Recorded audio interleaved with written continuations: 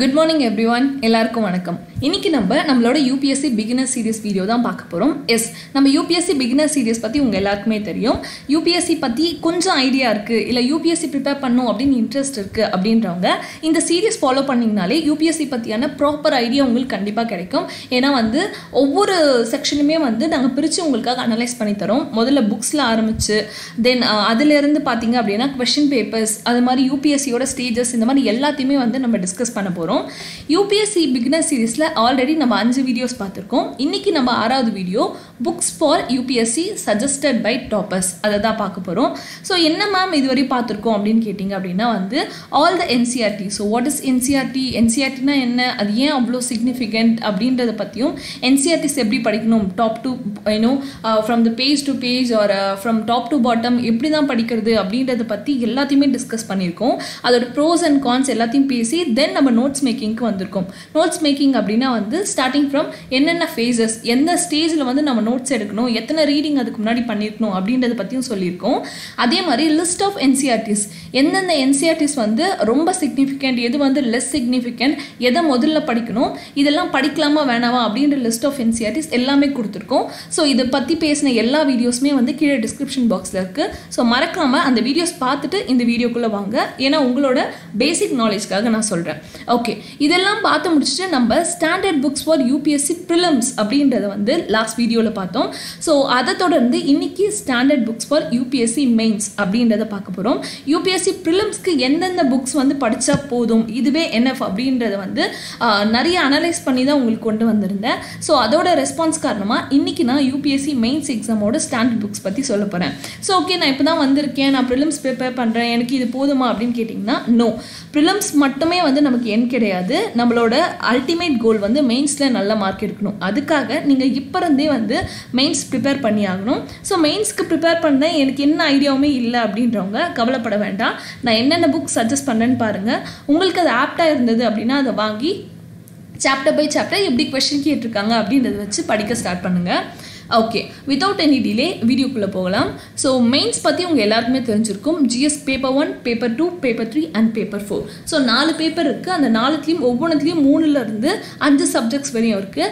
இன்றைக்கி நம்ம GS paper 1 பார்க்க போகிறோம். GS பேப்பர் 1ல் முதல் டாப்பிக்கே என்ன அப்படின்னா Indian heritage and culture. Indian heritage and culture இதை பற்றி நான் என்ன மேம் படிக்கிறது, எங்கே படிக்கிறது அப்படின்னு கேட்டிங்கன்னா the one and only most suggested book அப்படின்னா The Wonder That Was India by A.L. Basham. So A.L. Basham அப்படின்ற ஹிஸ்டாலஜிக்கல் பர்சன் எழுதின இந்த Wonder That Was India அப்படின்ற புக், இதுக்குள்ள எல்லா டீட்டெயில்ஸுமே இருக்குது. ஹெரிட்டேஜ் ஆகட்டும், இந்தியன் கல்ச்சர்ஸ் ஆகட்டும், இந்தியன் கிங்டம்ஸ் பற்றி இந்த மாதிரியான ரொம்ப அரிய விஷயங்கள் எல்லாமே இதுக்குள்ளே கொடுத்துருக்காரு. இதை தொடர்ந்து இந்தியன் ஹெரிட்டேஜ் அண்ட் கல்ச்சருக்கு ஆல்ரெடி நான் ப்ரிலிம்ஸில் இதை சஜஸ்ட் பண்ணேன். Indian art and culture for Nitin Singhania. இது பார்த்தீங்க அப்படின்னா ஃபேக்ட் ஒர்க் ரொம்ப நல்லாயிருக்கும். ஃபேக்ட்ஸ் பார்த்தோம் அப்படின்னா ஒரு விஷயம், இப்போ ஹரப்பா முகஞ்சதாரோ அப்படின்னு எடுத்துக்கிட்டோன்னா அதில் இருக்கிற ஒவ்வொரு ஆர்கியாலஜிக்கல் எவிடன்ஸ் பற்றியும் நல்ல டீட்டெயில்ஸ் கொடுத்துருப்பாங்க. ஸோ நம்ம மெயின்ஸில் கீ பாயிண்ட்ஸ் எழுதுறதுக்கு ரொம்ப யூஸ்ஃபுல்லாக இருக்கும். அதே மாதிரி அடுத்த சப்ஜெக்ட் இந்தியன் ஹிஸ்ட்ரிக்குள்ளே போகிறோம். இந்தியன் ஹிஸ்ட்ரி பற்றி உங்கள் எல்லாருக்குமே தெரியும். Ancient, medieval and modern India. Ancient, medieval, modern இந்தியாவில் மெடிவல் நாட் ஸோ சிக்னிஃபிகண்ட். நம்ம ப்ரிலிம்ஸ்க்கு படிக்கலாமே தவிர மெயின்ஸ்க்கு அது யூஸ்ஃபுல் கிடையாது. ஆனால் எது ரொம்ப முக்கியம்னா இந்தியாவோட ancient India. So ancient India, ancient history எதுக்கு நான் அதை பார்த்ததே இல்லையே அப்படின்னு கேட்டிங்கன்னா கண்டிப்பாக முக்கியம். ஏன்னா நம்ம ஆர்ட் அண்ட் கல்ச்சருக்கு இது யூஸ்ஃபுல்லாக இருக்கும். கேள்விகள் வெறும் கல்ச்சர் சைட் மட்டும் கேட்குறது இல்லை, கிங்டம்ஸை பற்றியும் பேஸ் பண்ணி கேட்பாங்க. அதனால் இந்தியாஸ் ஏன்ஷியன்ட் பாஸ்ட் அப்படின்ற புக் பை R.S. சர்மா, இதை நீங்கள் வாங்கினீங்க அப்படின்னா ஏன்ஷியன்ட் கம்ப்ளீட் ஆயிரும். அதே மாதிரி மாடர்ன் இந்தியாவுக்கு வந்தீங்க அப்படின்னா 2 புக்ஸ் இருக்குது. முதல் புக் என்னென்னா history of modern India by Bipan Chandra. நம்ம போன கிளாஸே பார்த்துருப்போம். ஸ்பெக்ட்ரம் ஆஃப் ராஜ்வாஹி அவர் ரிலீஸ் பண்ண ஹிஸ்ட்ரி புக்ஸ் பற்றி பேசியிருப்போம். அது பார்த்தீங்க அப்படின்னா ரொம்ப ஹேண்டியாக ப்ரிலிம்ஸ்க்கு மட்டும் டீட்டெயில்ஸ் நல்லாயிருக்கும். ஆனால் மெயின்ஸ்க்கு ஆன்சர் ரைட்டிங் ப்ராக்டிஸ் பண்ணணும்னா நம்ம இந்த புக் வாங்கணும். History of modern India by Bipan Chandra.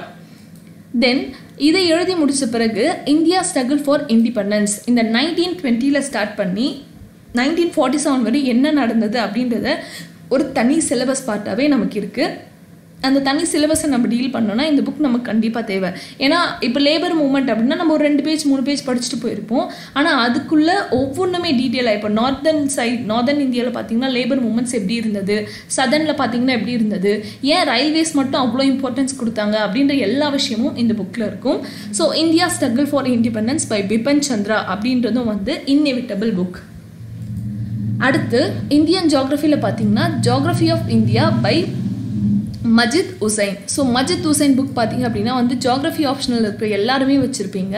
ஆனாலும் நமக்கு ஜியாகிரஃபிலேருந்து கொஷின்ஸ் வந்து டைரெக்டாக கேட்கறதுனால இது ஸ்டாட்டிக் பார்ட் அப்படின்றதுனாலையும் நம்ம ஜியாகிரஃபி ஆஃப் இந்தியாவுக்கு மஜித் உசைன் வந்து ரெஃபர் பண்ணுறோம்.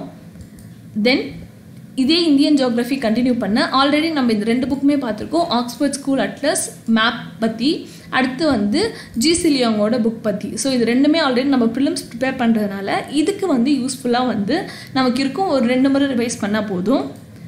அடுத்து நம்ம ஜிஎஸ் பேப்பர் 2 போகிறோம். பேப்பர் 2ல் பார்த்தீங்கன்னா பாலிட்டி, கவர்னன்ஸ், இன்டர்நேஷ்னல் ரிலேஷன்ஸ் இருக்குது. அதில் இன்றைக்கி பாலிட்டி பற்றி மட்டும்தான் பேச போகிறோம். ஏன்னா பாலிட்டியோட பேசிக்ஸை நம்ம லக்ஷ்மிகாந்தில் ஆல்ரெடி நம்ம ப்ரிலிம்ஸ்க்கு படித்து முடிச்சிட்டோம். ஆனால் அது மட்டும் போதுமானா கண்டிப்பாக போதாது. ஏன்னா நம்மளோட கான்ஸ்டியூஷனோட பேசிக் நமக்கு தெரியணும். பேசிக்னா இப்போ ஒரு ஆர்டிக்கிளும் கொண்டு வரதுக்கு முன்னாடி என்னெல்லாம் டிஸ்கஸ் பண்ணாங்க, எதோட அடிப்படையில் அது கொண்டு வந்தாங்க, அது ஏன் அவ்வளோ சிக்னிஃபிகண்ட்டாக இன்றைக்கும் இருக்குது அப்படின்ற எல்லா விஷயமும் நமக்கு தெரியணும்னா அந்த கான்ஸ்டியூஷன் அசம்பிளியில் நடந்த டிஸ்கஷன்ஸும் அதோட சிக்னிஃபிகண்ட் அப்ஜெக்டிவ்ஸும் தெரியணும். அது எல்லாமே டிடி பாசு புக்கில் தான் இருக்குது. ஸோ துர்கதாஸ் பாசு அப்படின்ற புக்கில் தான் வந்து இது எல்லாமே இருக்குது. ஸோ பாலிட்டி மெயின்ஸுக்கு ப்ரிப்பேர் பண்ணோன்னா டிடி பாசு புக் இல்லாமல் கண்டிப்பாக ப்ரிப்பேர் பண்ண முடியாது. ஸோ பாயிண்ட்ஸும் வந்து நம்ம எடுத்து அவங்க கேட்குற மாதிரி ஆன்சர் பண்ண முடியாது. ஸோ இந்த புக் கண்டிப்பாக வந்து வாங்கி ஆகணும். ஸோ இதெல்லாமே வந்து லிஸ்ட் ஆஃப் த புக்ஸ். அடுத்த வீடியோவில் வந்து நான் மீதி இருக்கிற GS2ல கவர்னன்ஸ் பற்றியும் தென் இன்டர்நேஷ்னல் ரிலேஷன்ஸ் பற்றியும் அதே மாதிரி GS3 அண்ட் GS4 புக்ஸ் பற்றியும் நான் சொல்கிறேன். ஸோ இதோட இந்த வீடியோவை முடிச்சுக்கலாம். அடுத்து நம்ம list of standard books for GS2, 3 and 4 பார்ப்போம். Thank you so much. நெக்ஸ்ட் வீடியோவில் மீட் பண்ணுறேன்.